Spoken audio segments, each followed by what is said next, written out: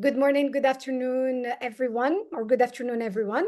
It's indeed a great honor for me to welcome all of you to our RC07's webinar on gender and development in Leila Abouzeid's novel Year of the Elephant, presented by our guest speaker, Dr. Khadija Allali, who is a professor at Hassan II University in Casablanca in Morocco. Professor Khadija is specialized in Arab-Chinese relations. She has a PhD in linguistics, master's degree in linguistics. She wrote many books about Chinese and Moroccan culture, and she published a myriad of articles. She also taught on several topics, notably Arabic to non-native speakers, violence against women in Arabic countries, cultural Silk Road, and Ibn Battuta. Before I give the floor to Professor Khadija, it's allow me to share with you a brief introduction of who we are. Our committee, the Research Committee on Women, Politics, and Developing Nations, known as RC07, was created as a study group in 1988 by the International Political Science Association and became a full-fledged research committee in 1992. Then the RC's name was changed to Women and Politics in the Global South. This, which embraces multiple research areas undertaken by political scientists. The RC07 also addresses the persistent issues, challenges, and questions relating to the presence of and experiences of women in the political sphere. Some topics that have also interested this committee, which include women, debt and structural adjustments, women and the environment, women in democratization, women leadership in economic institutions, and women's rights. To mirror real-world political concerns, we invite you all, researchers interested in gender politics, not necessarily researchers, you can be even interested in gender politics in all spheres, to submit your pitches for presentations in English, French, and Arabic, and also Spanish. So, and also please follow us on Twitter. We will share the link on the message box. So without further ado, I'm giving the floor to Professor Khadija Allali. The floor is yours.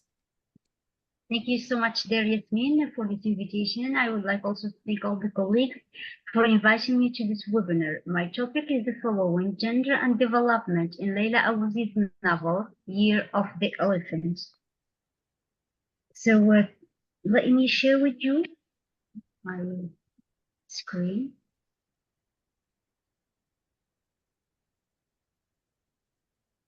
Yeah. So in this webinar, I will provide an analytic reading of Abouzeid's novel Year of the Elephant, so as to show how Zahra fights colonialism because she believes that soon after independence, the traditional principles will be reestablished again. However, Moroccan began to mimic the form of government left behind the French, and for Zahra, as for the other women of her generation, there is no reward for their sacrifice to this independence. So Moroccan post-colonial literature has in great part been associated with the construction of nationalism and Moroccan identity. So Al-Khattabi identifies two dominate streams in the pre-Second War literary production, which he defines as the modernist trend and reformist Arabizing tendencies. The archetype of the reformist movement in the national leader, Allali Khadija, who chose his poetic composition, started the design of what would develop into main foundation of the projects of Moroccan national identity. So while the reformist school held on to the national Arab literary genre, Qasida, the modernist movement was more oriented towards journalistic writing, and in particular, the short story, which emerged as a dominant genre in the Arab world. mediated by the press that brought it to a wider public. The short story evolved to become the most important narrative genre in Moroccan post-colonial literature, given the colonial context in which it emerged. The Moroccan Arabic short story was closely associated with the struggle for independence and the construction of a national culture. Some of the dominant themes in the emerging new genre grappled with the struggle for liberation, urbanization, and peasant life, poverty, labor union rebellions, and social claims. So post-colonial Moroccan women short story writers and novelists have also made important contributions to the project of national identity construction by drawing attention to the role of women played in the struggle for liberation and independence, and to the biased and inconsequential position of a woman in independent Morocco. One of the most popular post-colonial prose narrative by a Moroccan woman writer is Abouzeid's novel Aam el-Fil, Year of the Elephant, in which the author weaves in an aesthetically accomplished tapestry of a woman's journey towards her independence with Morocco's struggle for independence and ensuring expectations and frustrations. This is how the woman narrator Zahra expresses the symbolic, intimate interaction between political independence and women emancipation. So in the beginning of the resistance, we believed the struggle would wash clean all spite and malice, just as we thought that independence would relieve our cares, and heal our souls like miracle cures sold in the market.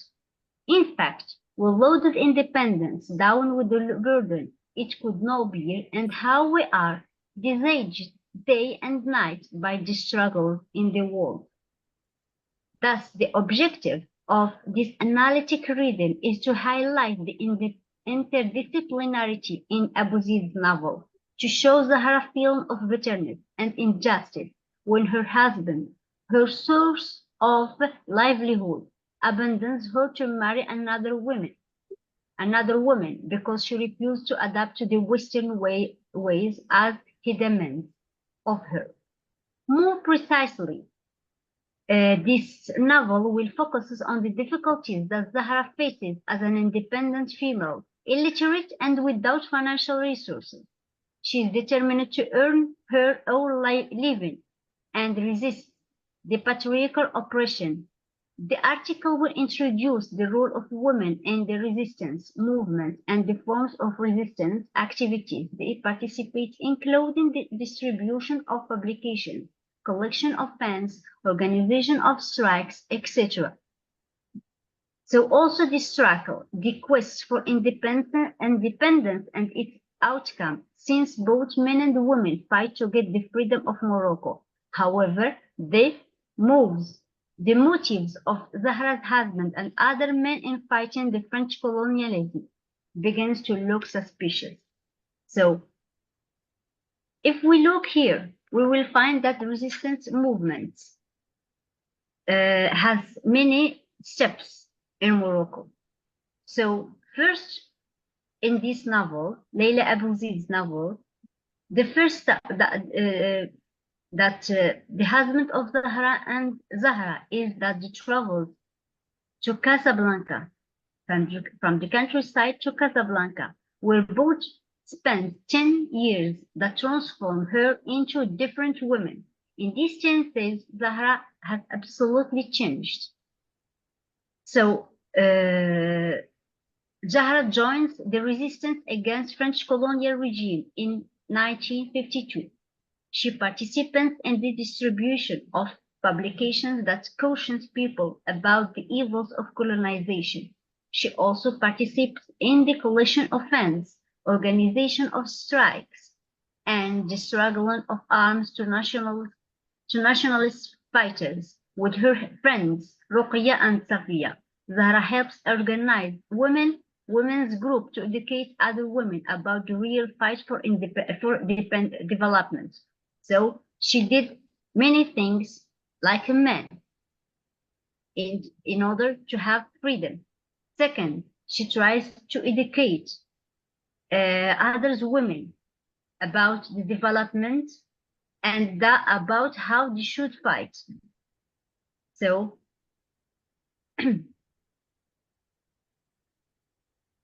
so as an income for Zahra as for other women of her generation, there is no rewards for their sacrifices to achieve independence. In contrast, after the release of Zahra's husband from prison, he is appointed governor of Bni Mellal. So can you see now that Zahra's life has been changed again?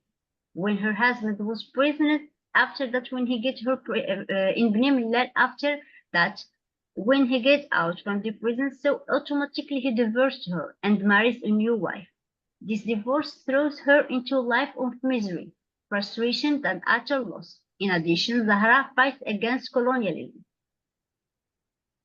because she believes that soon after independence, as I said before, the traditional principles will be reestablished again.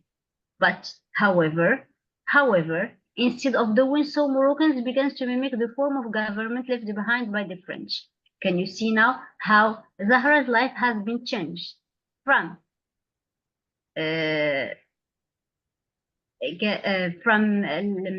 living against colonialism to struggling, to educating women, to getting divorced. After that, he's struggling again in order to survive.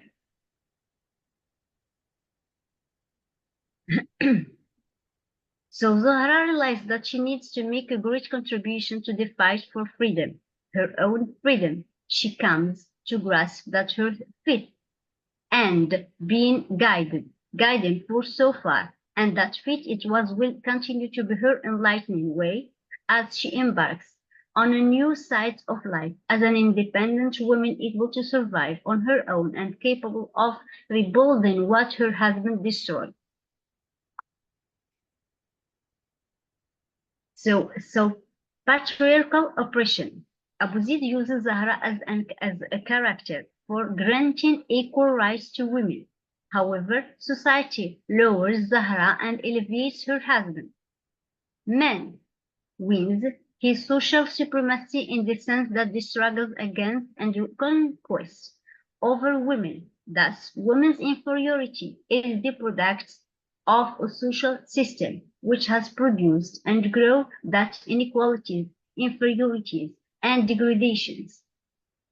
But the social event has been neglecting that woman is naturally inferior to men. Hence, the majority of divorced women cannot resist the difficulties of life.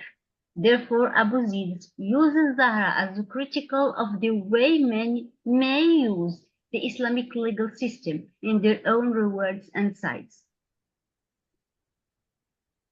Moreover, the irony is that Zahra only work she finds is a cleaner at the French Cultural Center, where she comes face to face with the fundamental fact that she refuses during the period of her resistance.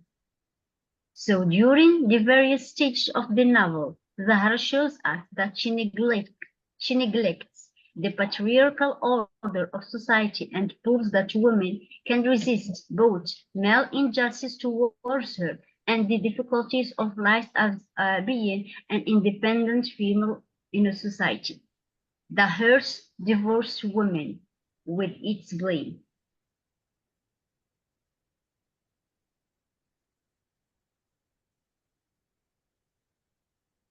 So as a conclusion of the short story of Leila Abouzeid's novel, and during the various stages of the novel, Zahra shows us that she is not a Western woman, but a Moroccan woman, a Muslim woman who finds comfort in her religious faith. She is the product of a different history and expectation. This difference is illuminated by Abouzeid in her successful effort to relate Zahra's independence to the wider issue of national independence and its problems. Zahra shows us that she neglects the patriarchal order of society and proves that women can resist both male and society injustice towards her. So here we can, it's an irony for me in Leila Abouzeid's novel, how Zahra fights against colonialism. After that, she gets her divorce. Yes.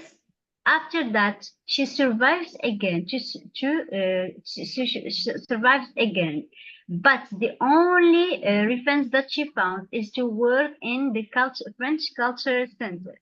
So it's an irony for me how she fights against colonialism. After that, she has the only job she gets is to work as a cleaner in the Cultural Center with French people in order to survive. So what is the win of women after this independence? All of us here that just men who was who survived, who were against colonialism. But for me, I just heard some few women, female who get something back from colonialism.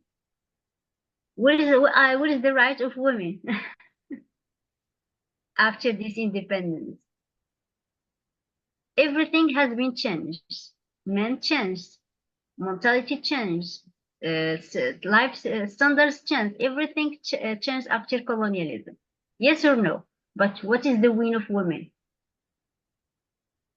This is a big question that I want to ask you after this short analytic reading. What is the gain? What women win after independence?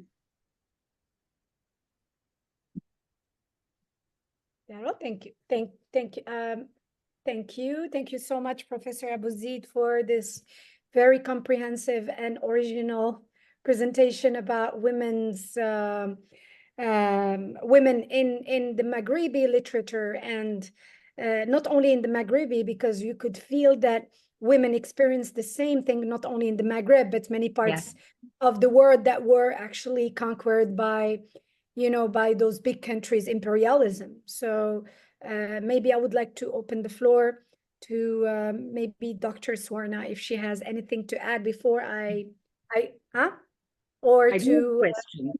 Sure.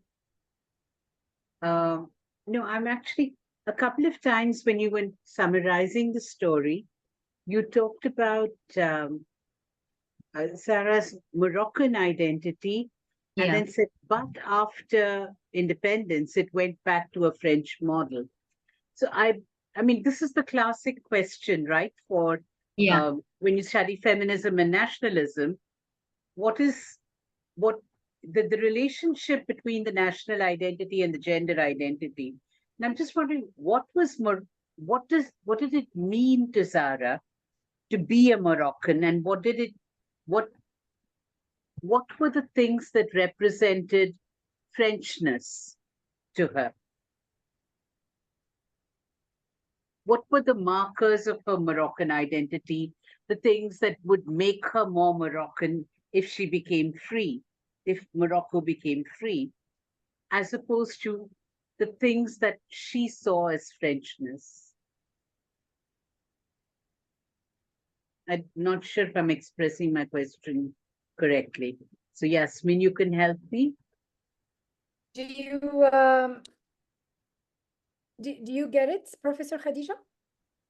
Little bit, because sometimes it sucks, but the only thing that I get is that Mrs. Swana wants to know what Zahra gets from this colonialism. I mean, the French... like when we talk about Indian nationalism, there is an idea of being Indian.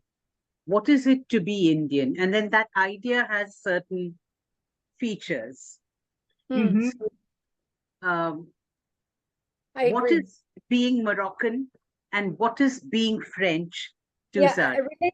Related, maybe you could relate it to the fact that they want to keep their culture, they want to keep their religion. So how that's the question of Swarna.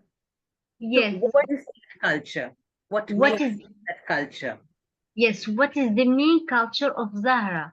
What her identity? She wants to say this. She wants to say this traditional women. She wants to keep her identity. What is her identity? Just to speak Arabic.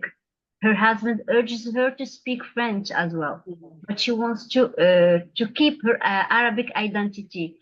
Her husband urges her to eat with the fork. She wants to she wants to use hands while eating. Yeah, this is the identity. He wants her to change her clothes. I mean, not clothes, but to change the traditional clothes that she wear all the time, jillaba, etc. Yes, he wants her to change all her Moroccan identity, namely jillaba, namely way of eating, namely way of speaking, etc. He wants her to be typic of French woman. She refuses that. She said that I refuses colonialism, so will refuse everything that deals with colonialism, with French colonialism. Why I should mimic their traditions? This is the identity of Zahra that she wants to keep. And yet, when we talk about gender roles, we associate that resistance and that dissent with actually European style modernity. We don't associate it with traditional gender roles, do we? At least in India, we don't. I don't know if in Morocco, women would be seen as having agency to resist. I don't know about Moroccan patriarchy. So I'm asking you, I'm curious to learn.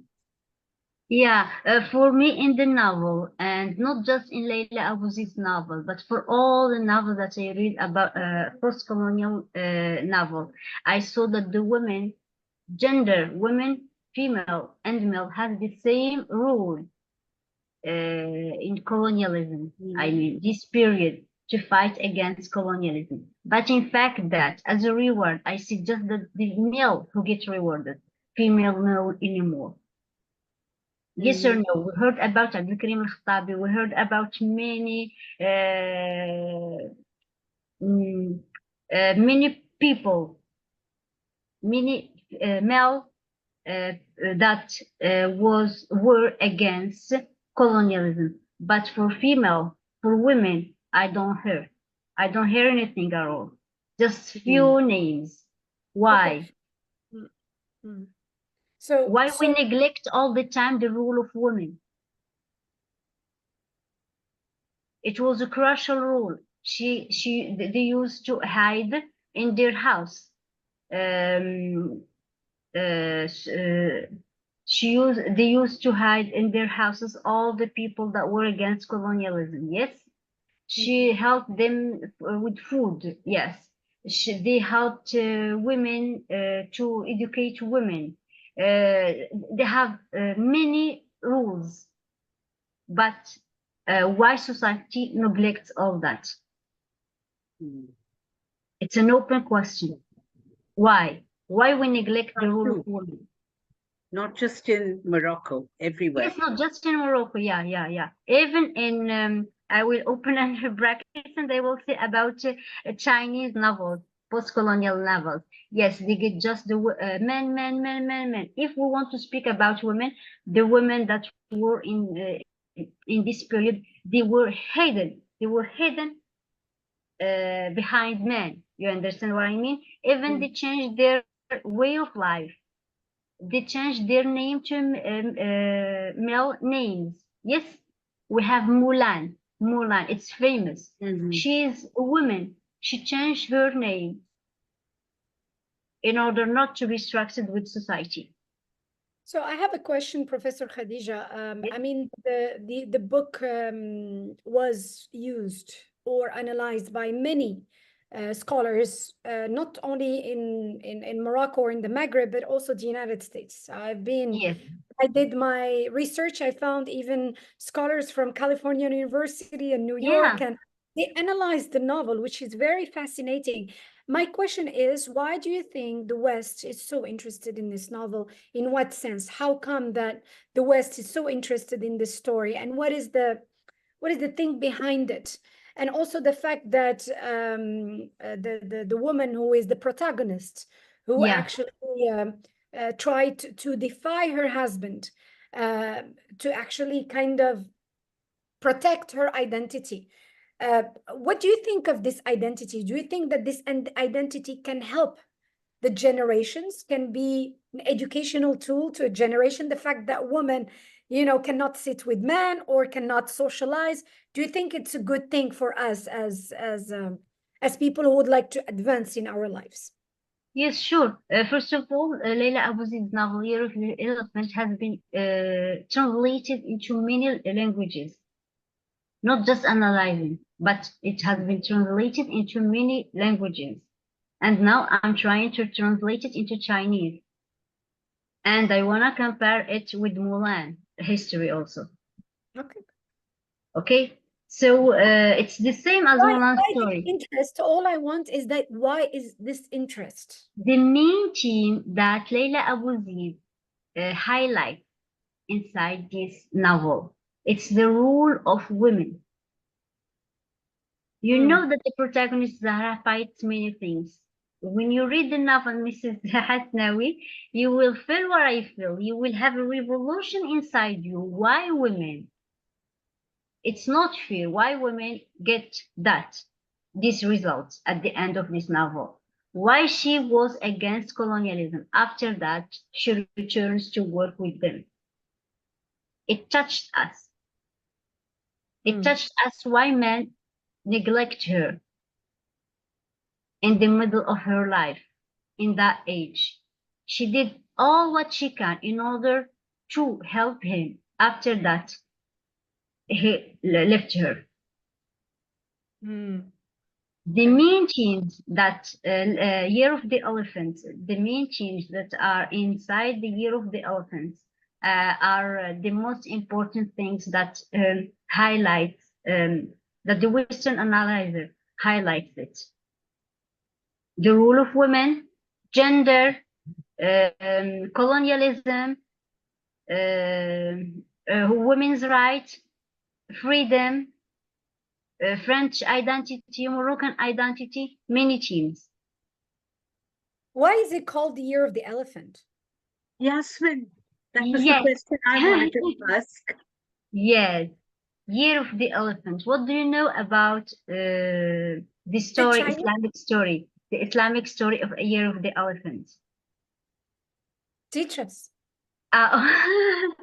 Okay, it's why in Mecca before, it was 1 year called Amil Fil, exactly, Amil Fil. What is inside Amil Fil? When they come in order to destroy the Kaaba. Yeah, you know the Kaaba, Swarna? Yes, yes, of course. Okay. Of course. They wanted to destroy the Kaaba. After that, Allah's power didn't lead them to do that. They came with elephants and they tried to destroy it, but didn't succeed because the strength and the miracle of God was against their thoughts and their what they want to do, their wants. So it represents not the struggle of Zahra against her husband and against society. Yes, it's a metaphor. Okay. Yes, I wondered because there are no native elephants in Morocco, right? No. They exist only in, like, we could see them now in India, you know, in India or Indonesia, not in Morocco, but it's more of a religious, it has a religious significance, I would this way. Right. So how would you compare this novel to nowadays? Do you think that there still exist women like the protagonists? Or sure, do you think it exists. Things have, you know, they fade away? Yeah, we have many real examples in our life. When a woman starts to help her husband, to be with him all the time, so try to help him financially. After that, when he gets rich, the first thing that he did is to change the wife. This is why they want to change Mudwana. because women suffers a lot. As if she is a heavy burden. As if woman is a heavy burden to her man when he becomes rich.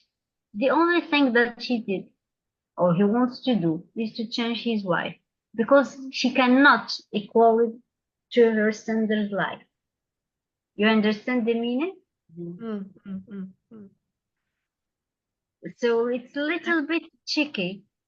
So Actually, going back to Yasmin's question about why this novel is so fascinating to the West, and I'm wondering also about the journey of the novel without reading it. I'm speculating, where you have a traditional woman speaking up for tradition. So you have the reinforcement of the idea of woman, home, tradition versus man outside modernity. And that, I think, plays into what might actually be a Western stereotype. It may not be true in all our cultures always. And then you have sort of, I'm just speculating, as I said. And then when independence comes, it's as if she has to capitulate because the only place where there is room for her is a westernized space. So is it something that actually affirms colonialism, even though the protagonist is repeatedly fighting it? For Western analysts and translators, is it appealing because it ultimately shows them in a better light? Or am I completely misunderstanding the story? sorry. Yes, you are right. Let me give you an example. Why some few men, we cannot generalize, of course, when they go abroad, they work, they saw others women. When they come back to their country, they don't have the same sight, the same feeling towards their wives. Why? Because they saw another thing and they discover that the traditional women that they have doesn't fit their standard of living.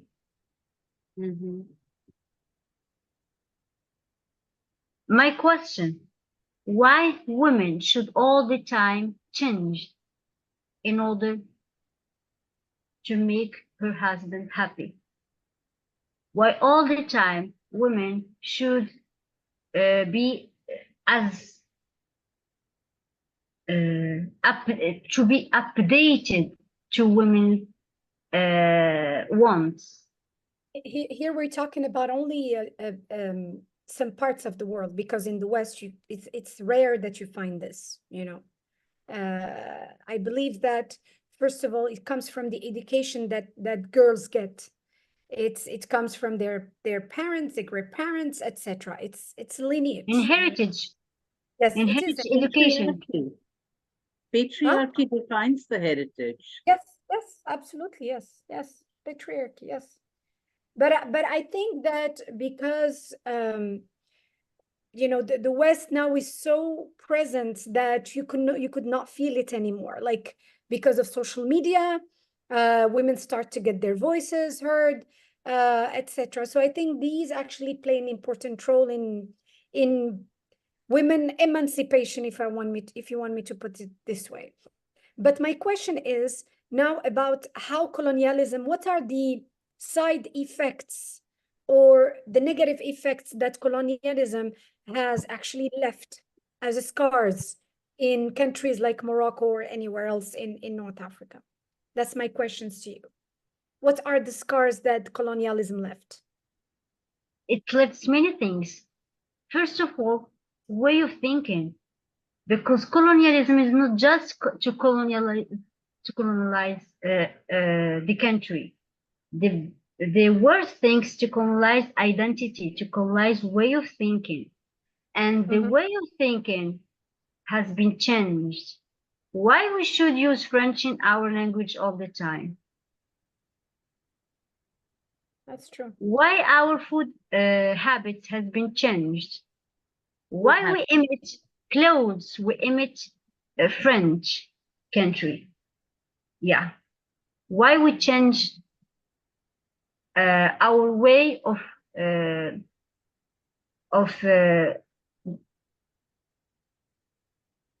way of life. Everything has been changed, Mrs. Hassan.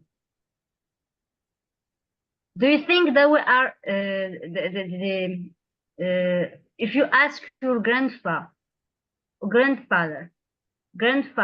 if you ask your father, have they lived the same standards of lives like us? Of course, no. Why? I think my grandma told me one day that there is just one clothes. It's chuang, as we say in Chinese, chuang ifu. We have just jilaba. Now women has been changed. Their clothes has been changed. We cannot work with jilaba anymore. We are not able to speak properly without using French language. It's the truth. Yes or no? French school, comparatively with American school in Morocco, French are the dominating. Yes or no? Are we able to eat with our hands in the public places? Of course not. Yeah, it's the truth. This is colonialism, mental colonialism, cultural colonialism.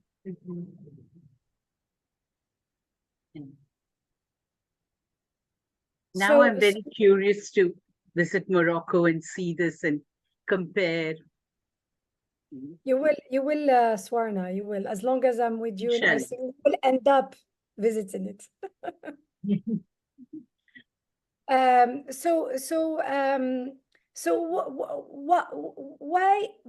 What is your interest in this book, Professor Khadija? What made you so interested in this book, and how can you apply it in your daily life, be it as a professor, or be it as a woman, or be it as someone who actually believes in something? What is the purpose of it? Yes, the purpose of it, I saw that the motto or the main lesson that we can get from this book is that we never fed up, we never give up. All the time we continue. As Confucius, the philosopher, Chinese philosopher said, if we fell down, we just stand up and we continue our way. Never give up. The first thing, this is what makes me so fascinated while reading this book, is that Zara, how she fight, how she fell down, and then she gets up again and continue her life. This is the first thing. Second thing, as a woman, I should never lose my hope. I should never change for anyone at all. My identity as a Moroccan is my identity. I will never change to please someone at all. Okay? The third thing that I like in that is that how Zahra returns to work in cultural French center. This is what makes me really positive, is that French center didn't let her go without, and didn't neglect her, didn't refuse her. In the contrary, they welcome her and they gave her this opportunity to rebuild her life. So this is French colonialism. They helped her. They didn't say, no, you will not work, you are Moroccan, and delay her. Instead, they helped her to reestablish her life. That's great. Very, very, very insightful indeed. Do you have any questions, Swarna, or shall we just... No, I just want to get the novel and read it now. And then visit Morocco. Oh, is you a are very welcome. extremely fascinating learning about this. And also, I think, Yasmin, we keep saying it's a global platform, global platform. I think is. Khadija represents that perfectly. Moroccan talking about a novel that was first written in the Arabic, and Mm. with all these Chinese references, and of course, references to French colonialism. This is the world that we live in. That's true. And this is the way our cultures intersect. And I think she brings that together beautifully. All right. So thank you so much, Professor Khadija, for your valuable, informative presentation on this very important topic that does not affect us as Maghrebi, but affects many, many women all over the world, because not only we were affected by, as a woman, by patriarchy, but also colonialism had its role. So my deepest also gratitude, for the organizers. And so our next webinar will be next month, the third Yes. Wednesday of next month. So we look forward to receiving your pitches and share your research findings, your thoughts about issues and topics related to women to women in politics in all spheres. Thank you so much. And I look forward to seeing you next month. Thank you.